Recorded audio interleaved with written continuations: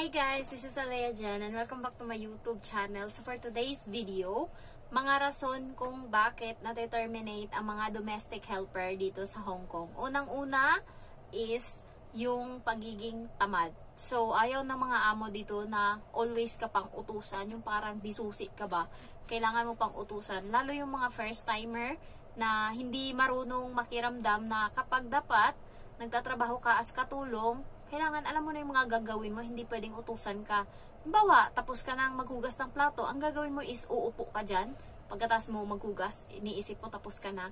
Meron pang ibang trabaho, nasa CR, nasa sala, kung nasaan. Dapat alam mo na kung ano gagawin mo. And also, yung mga iba pang na na-terminate yung mga katulong is yung pag-uutang nga. Marami dito ang nangungutang. Okay lang naman na mangutang. Kasi ako pala utang din charis. Pero na-paid ko na lahat yon. Tuloy na ako. Tapos inoperan ako ng HS Bank na 18,000 daw. So sa pera natin siguro mga 140,000.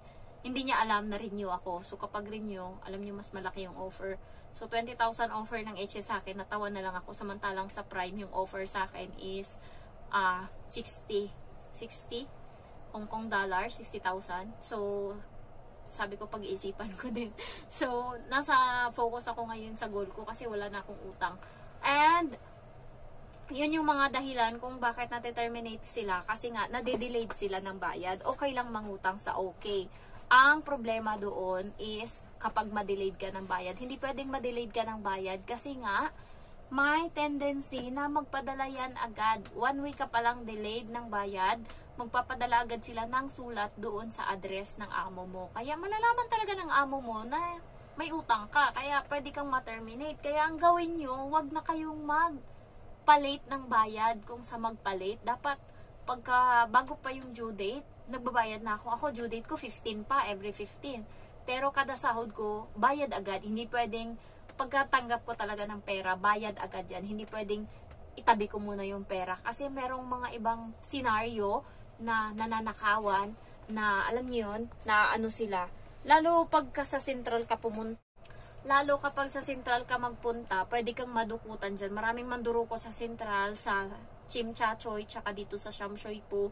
Kaya pag alis ko ng bahay, kapag may sahod na ako, diretso agad ako niyan sa 7-Eleven, bayad agad ako. Kasi yung natira, okay lang. Kung natira dyan is 500, kung yun yung manakaw. Kasi at least tapos na ako sa obligasyon ko. Yun kasi yung nakakatakot. Kaya yung iba is nati-terminate kasi nga nanakaw yung pera nila na imbis sapat na pambayad nila sa bangko. Kaya kayo kapag sure talaga na ibayad nyo na yan agad pagkasahod. Para wala nang maraming kuskus balungos ba. So next is yung pag-iinom. Especially guys dito sa Hong Kong. Also yung mga kaibigan and marami tayong mga kaibigan na alam niyo para mag-in ka sa kaibigan, kailangan sumama ka sa kanila sa pag-inom, kailangan ganyan. So hinay-hinay kayo sa ganyan kasi may iba na mga domestic helper dito sa Hong Kong na kapag nakainom na, na talaga, nagiging hyper na and hindi na nila nakokontrol yung sarili nila. Lagok na lang sila ng lagok ng inumin. Hindi na nila iniisip na magtira ng para pang uwi. Minsan yung iba is nahulog sa escalator kasi nga ganyan, sumuka, natulog sa basurahan o saan-saan, natulog sa daan. So, malalaman ng amo mo, nandun ka sa daan, ganyan. So, yun yung mga na nati-terminate yung mga katulong dahil sa uuwing lasing, ganyan, nagwawala. Ayan, so, magtira kayo sa sarili nyo. And dapat alam nyo, yung na hanggang kailan na kayo dapat, 'di ba?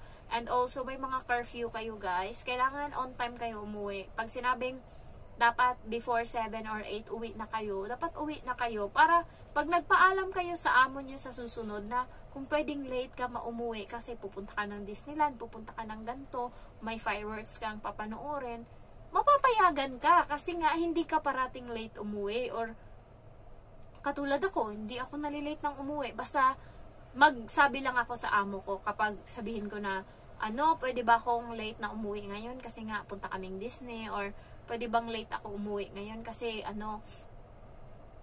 manonood ako ng fireworks. Okay na yan sa amo ko. Galing akong Macau, ganyan, punta akong Macau. So, ayan, nung nag-Macau ako, alas 10 na ako umuwi noon. Pag uwi ko sa bahay, nandun na sila sa kwarto. Pero alam nila na nandyan ako. Yan, naligo ako, diretso ligo. Alam na kasi nila na late akong umuwi. Pero pag ikaw, na makapal yung mukha mo, tapos hindi ka nagpapaalam na late ka umuwi, tapos uuwi kang lasing, yun yung problema or mahirap. And ako is always talaga na hindi ako late umuwi. Mas maaga ako. Alas 5 nandito na ako sa bahay. Kasi nga nagbablog ako eh. So, imbes na tinatambay-tambay ko dyan, dapat nandito na ako para may productive yung araw ko. Kasi alam nyo guys, pag day off ko, ilang video ginagawa ko? 4. Kapag hindi pa paus yung boses ko. Ngayon, pang-4 na video na itong ginagawa ko. So, nararamdaman ko na yung paos. Kaya titigil na ako nito. Pero pagka pagkakaya pa talaga, pinupush ko pa talaga yan hanggang sa makailang video ako. Kaya, inaano ko yung iba na umiinom. Okay lang inom, kasi umiinom din ako. Pero, hindi mo ko mapapauwing lasing talaga. Tapos, nagiiwan ako ng kahit sinasabi ng mga kaibigan ko, maya ka na umuwi, kahit gusto ko pang sumayaw sa bar, dati. Pero, pag sinabi kong uuwi ako. Kasi nga, wala may curfew ako. Dapat nandun yung responsibilidad pa din na bilang katulong ka, hindi mo bahayan, respetuhan ba? Kaya yung amo ko, pag nagpaalam ako sa kanya, pinapayagan ako. Next is, hindi ka dapat pala sagot sa amo mo.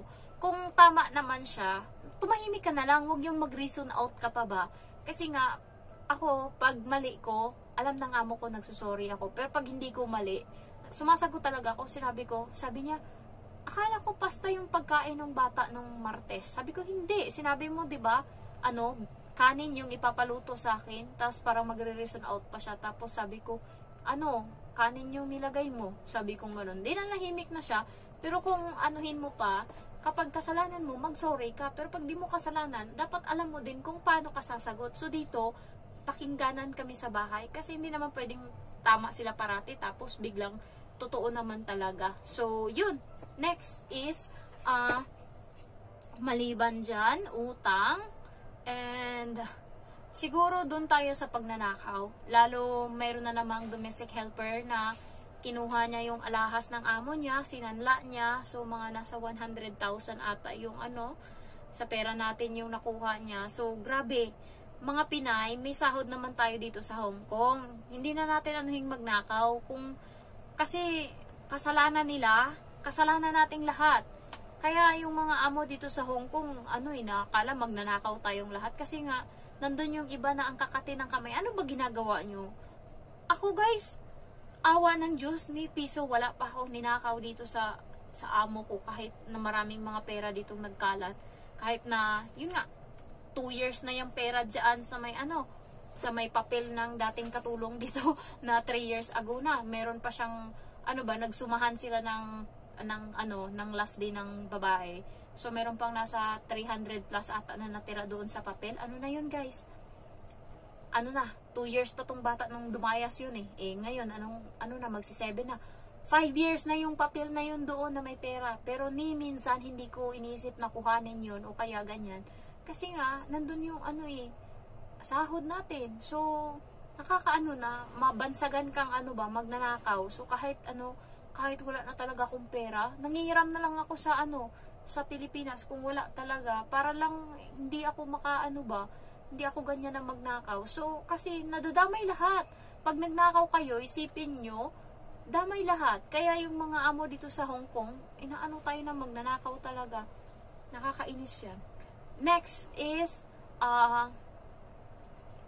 magnanakaw, sinungaling. So, kapatid ng magnanakaw, of course, sinungaling. So, kailangan, hindi kayo magsisinungaling, or kung magsinungaling man kayo, dapat hindi kayo mahuli. Kasi, pag nagsinungaling kayo, tas nahuli na mali yung sinasabi mo, forever nang isipin nila na kapag nagsasalita ka is nagsisinungaling ka. Ganun yan sila. Isang beses mo lang gawa ng masama, paulit-ulit nila yung itatatak sa isip nila na ganun kang tao kahit hindi naman. Kaya iwasan nyo yan. Tapos, dugyot. Ayaw nila dito ng dugyot, especially yung gagamit ka ng tabo kapag tumatae ka, hugasan mo yung kamay mo yung tae, is anuhin mo ng kamay. So, ayaw nila kasi tissue lang sila dito. Kaya wag kayong magsabi or sa kanila na yun nga na ginagamit niyo yung kamay niyo sa pagtitissue, sa hugas ng puwet. Ako sa Pinas ganyan. Dito sa Hong Kong iba na, tissue na talaga. ay, hinugasan ko na lang maigi yung pitan ko pag naliligo ako. So, next is, siguro, ano pa ba yung kulang? So far, yung wag saktan yung bata. Yan yung pinaka-ano nila dito. Treasure yung mga bata. Ano yan nila, parang gold yan nila. Wag nyo sasaktan yung mga alaga yung bata. Lalo pagka may mga CCTV. Kasi magsumbong yan. Lagot kayo. Yun yung nakakatakot. Kaya wag nyo anuhin talaga yung mga bata. Wag nyo silang sasaktan kahit na napipiko na kayo. Kung hindi nyo na kaya, sumbong nyo sa amo nyo. Wag nyo sasaktan kasi pag nagsumbong yan, sila yung kakampihan. Next is tabo. Ayan, maglagay ng arenola sa kwarto. May ibang amo na ayaw ng ganyan. Kaya pag may ano kayo, may ihi kayo, kung may arenola mo kayo sa kwarto, is dapat, tapon nyo kaagad pagkagising sa umaga. Huwag nyo nang hayaang mamanghi pa yan dyan or ano, kasi nga, baka mahuli kayo ng amo nyo. Ako dati, nag-aarenola ako dito, pero ngayon hindi na. Nasanay na ako na umiihi bago matulog. So, okay na siya. So, ayun lang guys. So far, yung mga naisip ko na mga dahilan kung bakit natin-terminate ang mga domestic helper dito sa Hong Kong. Kaya dapat iwasan nyo yung mga ganyan. So, hindi man natin maiwasan, pero dapat, talaga, kailangan i-ano natin yung mga yan. Tandaan natin para at least may idea tayo. Thank you for watching and I love you all. Bye-bye.